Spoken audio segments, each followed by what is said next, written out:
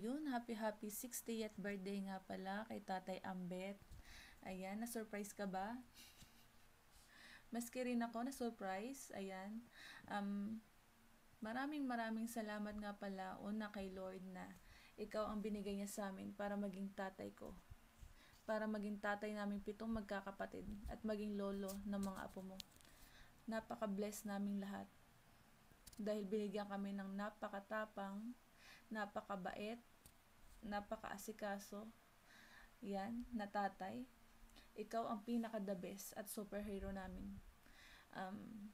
Maraming salamat sa iyo, Tay, kasi kahit papano ngayon kaming magkakapatid ay napalaki mo ng maayos at may takot sa Diyos.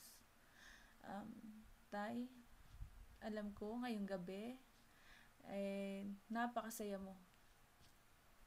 Sana sa mga susunod na taon ay maging kumpleto tayo sa pag-celebrate ng birthday mo. At isa rin yun sa mga wish ko talaga, na magkaroon tayo ng family reunion. Mahal na mahal ko kayo ni nanay. Sana lagi kayong mag-iingat. Yung kalusugan mo, lagi mong iisipin. Lahat ng bawal, huwag mong gagawin. Proud na proud ako na ikaw yung tatay ko. Ayun, naiiyak na ako.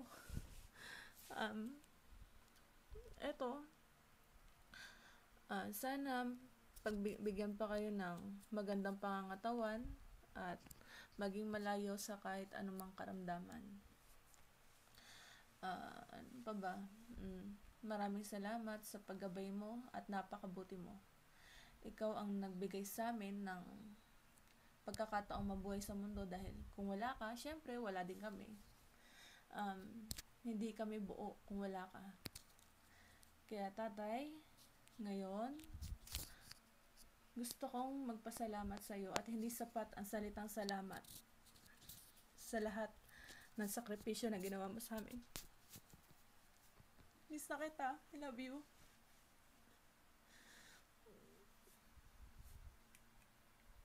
Kung pwede lang na lagi akong uuwi dyan, syempre, gugustuhin ko. Mahal na mahal ko kayo ni nanay. Salamat din sa pagpapakita sa amin ng katapangan dahil yon ay namana namin sa iyo. Ayoko na umiyak. Eto na lang, mahal na mahal kita. Yan ang tatandaan mo. Lagi kami nandito magkakapatid para sa iyo. Maraming salamat. I love you. Bye. Enjoy.